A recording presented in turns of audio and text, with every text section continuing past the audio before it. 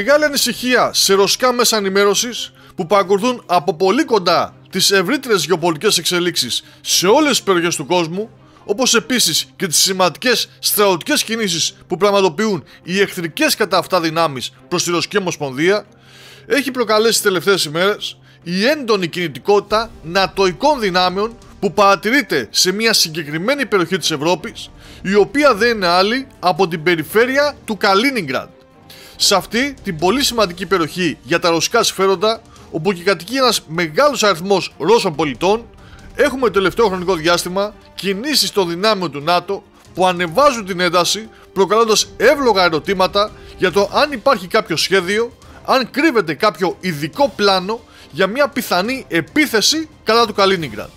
Και αυτό γιατί, όπως αναφέρουν ρωσικά μέσα, στις 30 Ιανουαρίου η πολεμική αεροπορία του ΝΑΤΟ διεξήγαγε μια ειδική επιχείρηση κοντά στην περιφέρεια του Καλίνιγκραντ, που δεν ήταν άλλη από την εξάσκηση των νατοικών αεροσκαφών που έλαβαν μέρος να πλήξουν με πυράβλους το ρωσικό έδαφος. Ναι, καλά ακούσατε, το ΝΑΤΟ πραγματοποίησε άσκηση προσομοίωσης επίθεσης στο Καλίνιγκραντ, στην οποία συμμετείχαν μαχητικά αεροσκάφη F-35A της νορβηγικής και ολλανδικής πολεμικής αεροπορίας, που μαζί με άλλα αεροσκάφη της αποστολής του ΝΑΤΟ για την αστυνόμευση της Βαλτικής θάλασσας και υποστηριζόμενα από αεροσκάφη έγκαιρης προειδοποίησης, δηλαδή υπτάμενα ραντάρ E-3A και RC-135V της Βρετανικής πολεμικής αεροπορίας, καθώς πάντα πίσω απ' όλα κρύβονται οι ψιλομύτες απικιοκράτες Βρετανοί,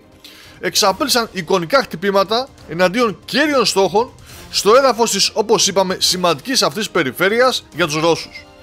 Μπαίνοντας μάλιστα σε περισσότερες αναλυτικότερες λεπτομέρειες, αναφέρεται ότι πρώτα απογειώθηκαν και πέταξαν προς το Καλίνιγκραντ τα αεροπλάνα RC-135V και E-3A, πραγματοποιώντας αναγνώριση και στόχευση των ρωσικών στόχων, περιπολώντας γύρω από την περιοχή της ρωσικής περιφέρειας, ενώ την ίδια στιγμή τους παρήχαν αεροπορική κάλυψη ολλανδικά μαχητικά αεροσκάφη F-35A και ιταλικά Typhoon.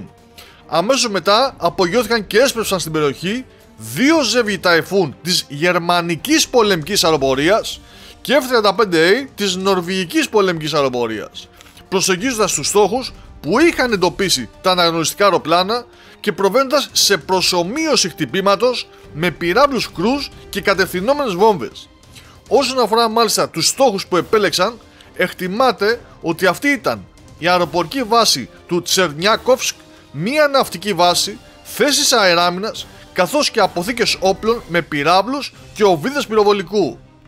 Αυτή η αύξηση της κινητικότητας του ΝΑΤΟ είναι που έχει σημάνει συναγερμό στους Ρώσους, που βλέπουν πλέον νατοικά αεροσκάφη και drones να κάνουν κύκλους γύρω από το Καλίνιγκραντ όλο το 24ωρο. Και έτσι είναι πολύ πιθανόν η πτήση ρωσικών στρατηγικών βομβαρδιστικών του Pol 75MS, που έλαβε χώρα στην ευρύτερη περιοχή την περασμένη εβδομάδα, να αποτελούσε ένα είδος μηνύματος προς τον ΝΑΤΟ, που δεν γνωρίζουμε όμως αν το έλαβε και αν θα συνεχίσει να ανεβάζει την ένταση στην περιοχή, με την πιθανότητα να έχουμε μια στρατιωτική σύγκρουση στο Καλίνιγκραντ να αυξάνεται κάθε μέρα που περνάει.